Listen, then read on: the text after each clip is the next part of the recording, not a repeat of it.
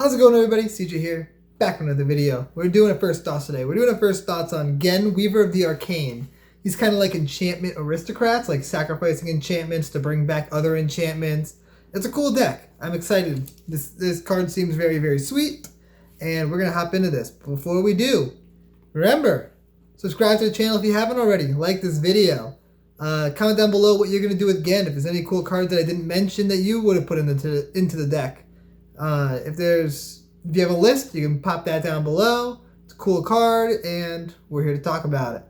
Also, if you want to support the channel, you can check us out on if you want to support the channel and you want to buy any of the cards I talk about in this video, there's a TCG player affiliate link down below. If you buy your cards through there, you're helping the channel. If you really want to support the channel, you can check us out on Patreon, join us in Discord. Occasionally play games and stuff in there. If you want to play a game with us, though, I have an idea. We're having a giveaway going on right now. So, if you win the giveaway, you get this super sweet Elder Dingus Highlander playmat, along with the opportunity to join us in a game of Commander on Spell Table for a CJDH series, so you get to be on the channel. You get to be in a video, which is pretty cool. So if you want to do that, there's a link down below to that video. Also, at the end of the video, it'll be over here somewhere. So you can just click on that, watch the video. It tells you how to enter. It's very easy to enter. Hopefully we get a good amount of people entering. And we're going to hop into this. So, Ghen, Weaver of the Arcane. First, I want to talk about big enchantments that you can reanimate. So, there's stuff like Eldrazi Conscription. Great card. That'd be a fun one to reanimate. You can reanimate like Baneful Omen or Captive Audience. And Captive Audience is kind of on theme here because it's kind of like a curse. And this is all about curses. Grave Betrayal seems solid in the deck. Hedonist Trove, it's an interesting card. I've never seen it actually played before, really. And it seems like it would be good in this deck just because you can play it for free, or essentially for free. Like very, very cheap. You can cheat it in.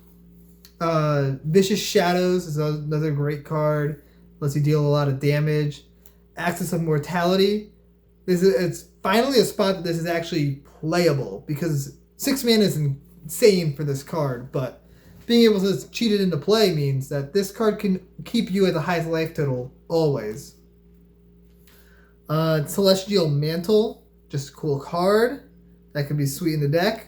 Enslave, a nice way to steal a creature, well, for very cheap because of the way the commander works. Ethereal Absolution, kind of like a mini Elish Norn that you can cheat in. Havoc Festival, that lets you just smack people's life totals in half every turn. Just being the upkeep, slice the life total in half. That seems very, very strong. Martyr's Bond, always just a great card. Great protection. Necromancer's Covenant. Good way to create a lot of zombies, and those zombies will have lifelink. Sunbird's Invocation, just a very good card. Just a lot of value off that. Sphere of Safety, along with like Ghostly Prison, great in this deck. Just a good way to protect yourself. And Sphere of Safety is going to be even better just because you're going to have a lot of enchantments. Sigil of the Empty Throne, take advantage of all the enchantments by making angels. Starfield Annex, you can turn your enchantments into dudes and then go nuts and smack people with them. Then other enchantments that would just be very good in the deck, you got stuff like Blind Obedience, Smothering Tithe, of course, Tainted Remedy, it's a great card. Karmic Justice, a nice protection card. Greater Oromancy, same thing, good protection. Aura of Silence, just a good removal card while staxing your opponents. And then you can do stuff like Demonic Pact or Treacherous Blessing. Both these are great cards because of the fact that you can sacrifice them when their downsides come about, but they have a lot of upside to begin with. And you can also do stuff with enchantment creatures like Athreus the Shroud Veiled or Dreamshaper Shaman. You could throw in like Mogus or Doomwake Giant or Erebos, either of the Ereboses. All those seem solid in the deck because you can reanimate them as if they're enchantments. Next up, I want to talk about another theme that you could throw into this deck. This could be a very good saga commander. So you can sacrifice your sagas in response to their final trigger, and reanimate a different saga and just keep switching your sagas around and getting the effects every turn. So sagas that would fit into this deck would be stuff like Chainer's Torment, Elspeth Conquers Death, Elspeth's Nightmare, Fall of the Thran, that's a gross one and I like that, History of Benalia, Phyrexian Scriptures, Rite of Belzenlock, A Crow in War, Birth of Meletis, Eldest Reborn, First Eruption, Flame of Keld, Triumph of Annex, Triumph of Gerard, and Timmerick Calls the Dead. All of these can fit into the deck, and it can make it very powerful saga theme. I like the idea of sagas in this. And the last theme, or the next theme I want to talk about, this is probably what it's going to end up being the most of. Like, this is what the deck is probably going to be used, what Ghen is going to be used for most is my guess. And that's curses. There's finally a good curse commander. You're able to reanimate your curses. It seems cool. You can sacrifice curses when you need to. This is going to be a cool deck. And I got a lot of curses to go through. Overwhelming Splendor. Just completely neuters one player. Cruel Reality, another one that really, really hurts. Curse of Fool's Wisdom. Whenever they draw a card, they lose 2 life and you gain 2 life. So you can throw that on like a wheel deck and they will just die. Nettlevine Blight. You can enchant a creature or a land at the end of the turn. Sacrifices. Then the enchanted permanent has sacrifice this permanent and attach it to another creature or land you control. So you can just really screw somebody over by making them sacrifice their creatures and lands over and over and over again. That'd be really good against a Voltron player. Curse of Bloodletting lets you double damage against a certain player. Curse of Death's Hold. Just -1/-1 to all creatures enchanted player controls. That's brutal, especially against like a token deck. Like a lot of the curses are very specific neuters to certain decks. So you can be able to like sacrifice the ones that you don't need and reanimate the ones that you do need, and you can just neuter certain players easily. Like they're very specific. Curse of Misfortunes. Beginning of your upkeep, you may search your library for a curse, and then you can enchant the player. Attach enchanted to player, put it onto the battlefield. Oh, wait. Okay. At the beginning of your upkeep, you may search your library for a curse card that doesn't have the same name as a curse attached to enchanted player. Put it onto the battlefield, attached to that player, then shuffle your library. So you just enchant a player, and then you can just pull curses out of your deck and enchant that same player. And if you want to move them around, you can sacrifice them, then reanimate them on somebody else. Curse of Thirst. Deals damage to that player equal to the number of curses attached to them. So if you just load them up on one player, you can just slowly kill them with that. Curse of Exhaustion. Can't cast more than one spell each turn, so throw that on the Storm player and they're screwed. Then you got Curse of Oblivion. I don't know the curses that well, so I have to read them as I'm doing this. So that's why it's taking me a little longer for the curses. At the beginning of enchanted player's upkeep, that player exiles 2 cards from his or her graveyard. So it's not a great curse, but it's a curse. Torment of Scarabs, that's just a solid curse. That's a good one.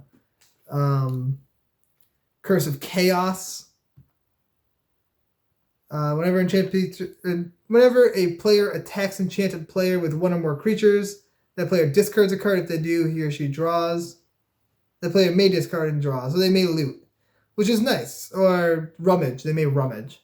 So that's a way to entice people to attack a certain player. Curse of Disturbance gives attackers zombies, so another reason to attack certain players. Curse of Shallow Graves.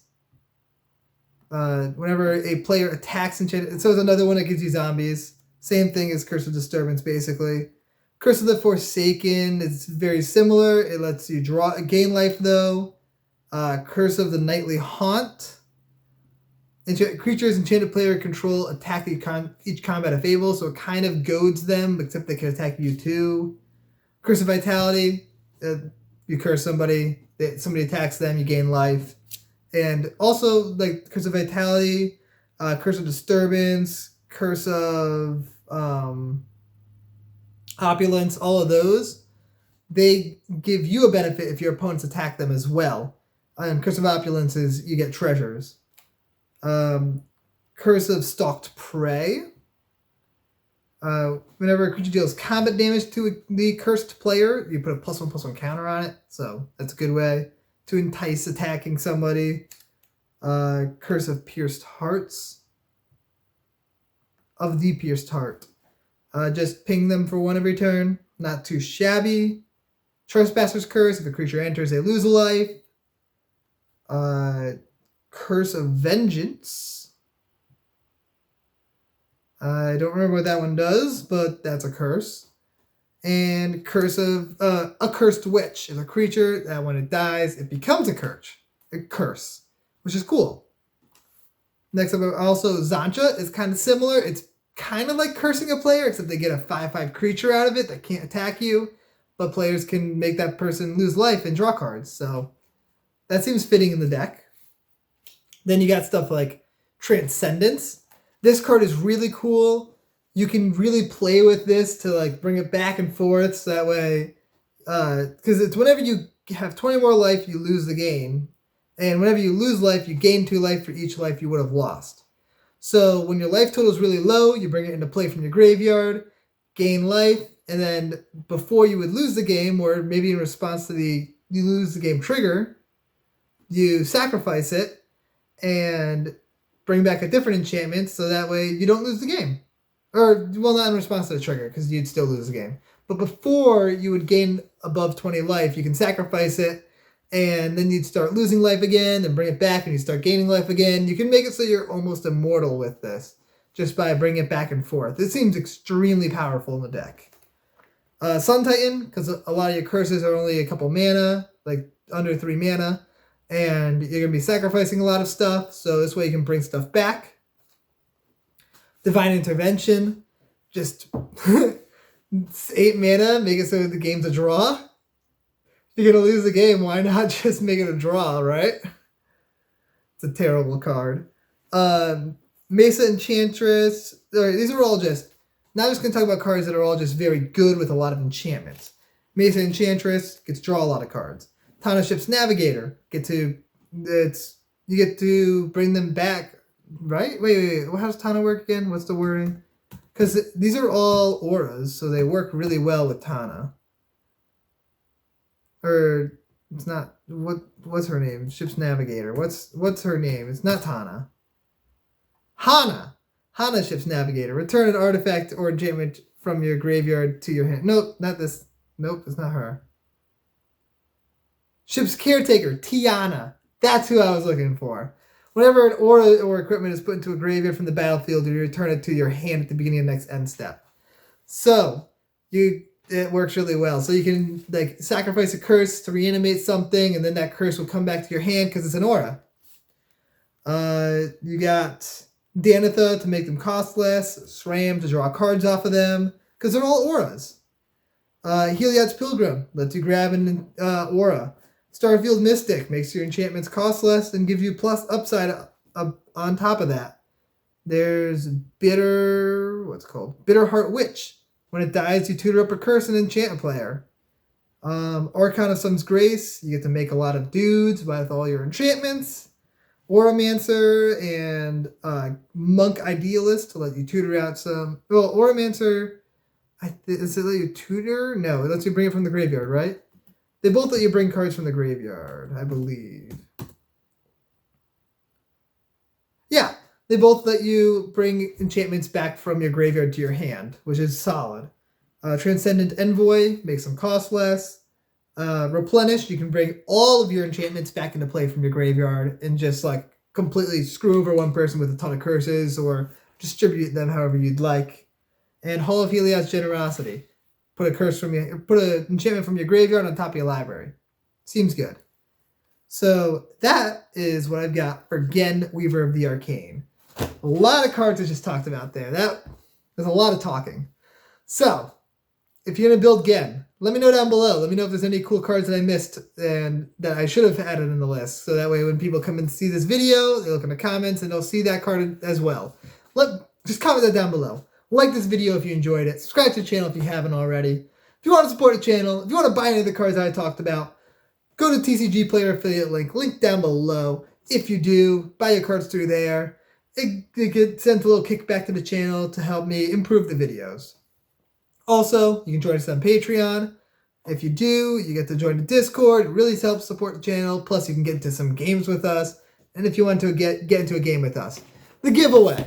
We're giving away this playmat and the opportunity to join us inside of a game of CJDH. You'll get to be in a video. It'll be cool. Just click on this box right here, I believe. I think it's right here. And you can join us in that game. And we will see you guys next time. Peace out. Peace out, everybody.